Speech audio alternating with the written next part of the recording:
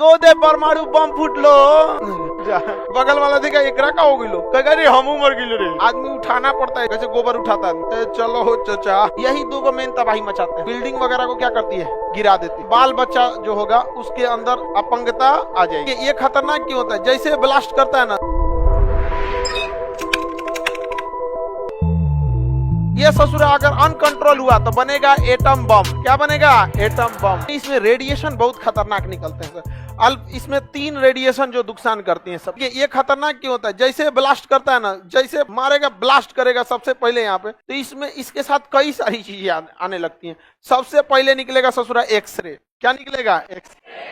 हम लोग 20 रोंटजन के एक्सरे को बर्दाश्त कर सकते हैं। एक्सरे का मात्रक रोंटजन होता है, ये फिजिक्स में पढ़ा दिए थे, वेब चैप्टर में याद कीजिए, पढ़ा दिए थे ना। तो रोंटजन होता है, हम 20 रोंटजन झेल सकते हैं। 20 रोंटजन पे भी बहुत नुकसान करता है। डॉक्टर हम लोग का 6 रोंटजन पे क्या करता है, एक्सरे का। यहाँ ससुरा 250 रोंटजन निकलता है। हम लोग कितना झेल सकते हैं, आई कितना निकलता है, मारेगा आपका, हड्डी गला देगा। यहाँ एक्सरे लगेगा ना तो आपके शरीर के अंदर का सारा सिस्टम काम करना बंद कर देगा।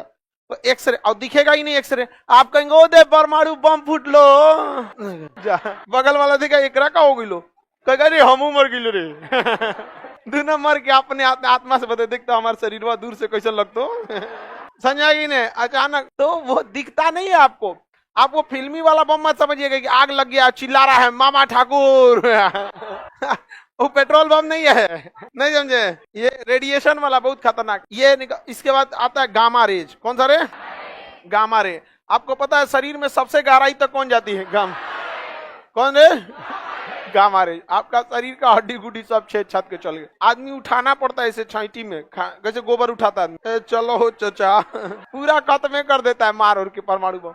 अच्छा, इनकी गति भी देखिए प्रकाश की चाल से। आपको पता है एक्सरे प्रकाश की चाल से चलता है। टॉर्च जलाने में कितना टाइम लगता है, फटाक से जलाए पहुंच गया 1 सेकंड में 3 लाख किलोमीटर। समझ में आ गया कि नहीं गया। और गामा रेज की भी गति प्रकाश के बराबर। यही दो गो मेन तबाही मचाते हैं। इसके बाद क्या होता है ना, शॉक वेव उत्पन्न होता है। वेब चैप्टर में भी पढ़ा दिए हैं शॉक वेव। कौन सा वेव, शॉक वेव, प्रघाती तरंग। देखिए आपको भी पता है शॉक वेव क्या है। देखिए कोई भी चीज कब लड़खड़ाती है, शॉक कब लगता है। जैसे हमारी दौड़ने की क्षमता है 20 की स्पीड से या 30 की स्पीड से, तो हमको अगर कोई धक्का दिया पीछे से 10 की स्पीड से तो हम नहीं लड़खड़ाएंगे, क्योंकि हम उसे बैलेंस बना लेंगे। अगर कोई 30 से ढकेला तो भी हम नहीं लड़का। हमारी क्षमता से ज्यादा ढकेल दिया ना तो हम लड़खड़ा जाएंगे, क्योंकि उससे तेज हम नहीं जा सकते थे। तो हमारे अगल बगल में जो वायु है, ये वायु है या फिर ध्वनि तरंगे है, ये 330 मीटर पर सेकेंड की वेग से ही जा सकती, इससे ज्यादा नहीं जा सकती है। और अगर कोई चीज ब्लास्ट करता है बहुत ज्यादा मात्रा में तो अचानक वो यहाँ की हवा वगैरह को क्या करता है, ढकेलता है। अचानक क्या करता है, ढकेलता है। और उस ससुरा इतना तेज ढकेलता है कि उस सबको उतना तेज चलने के लिए बने ही नहीं थे। तो क्या होता है, एकदम शॉक उत्पन्न हो जाता है। क्या उत्पन्न हो जाएगा, शॉक। और वो इतना शक्तिशाली होता है किसी भी चीज को ध्वस्त कर देता है। तो ये शॉक वेव आके बिल्डिंग वगैरह को क्या करती है, गिरा देती है। शॉक वेव बिल्डिंग को क्या करती है, गिरा देती है। यहाँ पे पूरी तरह से टेम्परेचर लगभग 300 डिग्री सेल्सियस हो जाता है। कितना, 300 डिग्री से। पानी कितना डिग्री पे रहता है, 100 डिग्री सेल्सियस पे क्या होता है पानी, अभी कितना कर दिया। तो जो बम के पास के एरिया में रहेंगे 8-10 किलोमीटर के रेडियस में, ऐसे समझ में आ गया, तो वो सबसे पहला शिकार होंगे किसका, सबसे पहले तो इन्हीं का, कोई भी शिकार इन्हीं दोनों का। लेकिन ये उनको जला के क्या कर देगा, खत्म कर देगा। तो जो पास के एरिया में पकड़ा गए, 10 किलोमीटर के रेंज में क्या हो गया, पकड़ा गए, उनको तो जल के मरना है। और जो पास के एरिया में बिल्डिंग पकड़ा गया उनको शॉक वेव से। अब बाकी आप अगर 70, 80, 100 किलोमीटर भी दूर है ना, तो ये देख रहे हैं एक्सरे वगैरह निकल रहा है। समझ में आ रहा है ना, एक्सरे और गामा रे जा रहा है यहाँ पे। ये आपको तो चौपट करेगा ही और डीएनए को भी चौपट कर देगा। अगर बच गए तो बाल बच्चा जो होगा उसके अंदर अपंगता आ जाएगी वहां पर।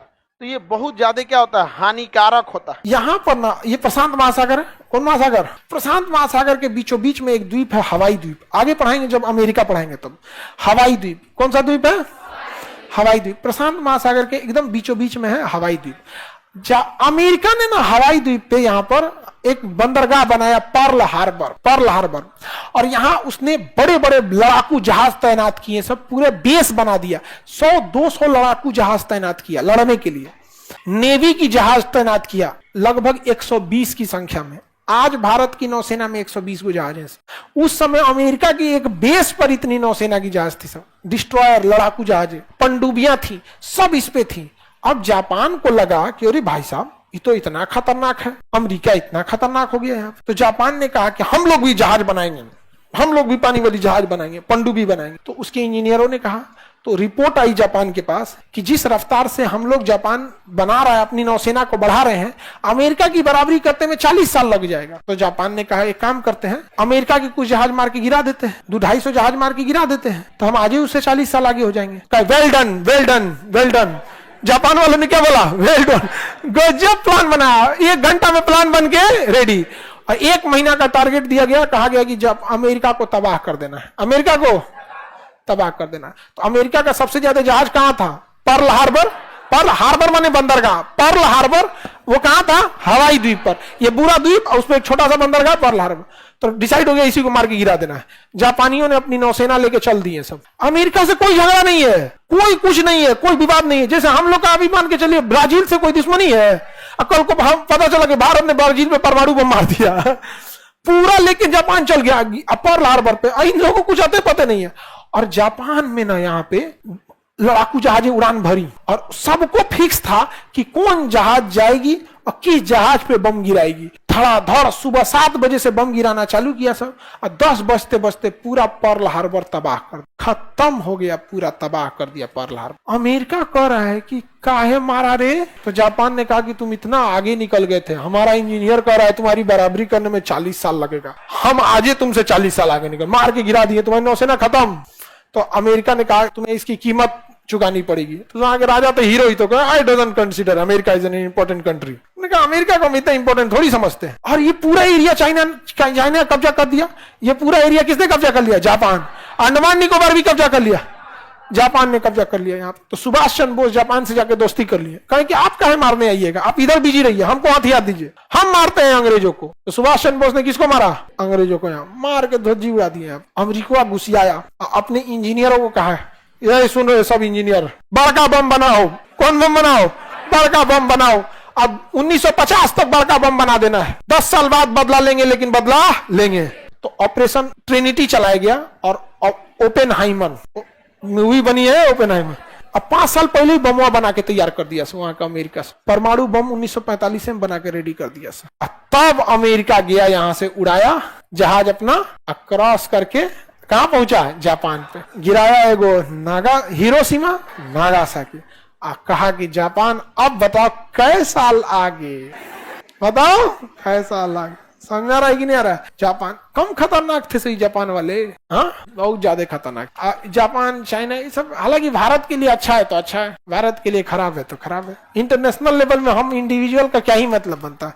हम देश के लिए अच्छा है तो सही हो, देश के लिए खराब हो तो खराब हो। एक समय था हमारी अमेरिका से दुश्मनी थी, आज दोस्ती है, कल फिर दुश्मनी होगी, बिल्कुल होगी। याद रखिएगा, चाइना तबाह होगा 2035 तक। 2035 तक रीजन क्या है? चाइना की इकोनॉमी टिकी है दिमाग पे नहीं, फैक्ट्रीज पे। अब भारत की इकोनॉमी टिकी है दिमाग पे। हमारे यहाँ फैक्ट्री कौन सी है? सब दिमाग से चला रहा है। कोई सॉफ्टवेयर बना रहा है, कोई जैसे हम लोग पढ़ा रहे हैं, लोग नहीं समझ, इंजीनियर, सॉफ्टवेयर इंजीनियर प्रोग्राम बना रहा है। हमारे यहाँ कोई कारखाना और खाना, उसकी इकोनॉमी टिकी किसके? कारखाने पे। हमारे यहाँ भी कारखाना लग सकता है, दिमाग चेंज होगा क्या?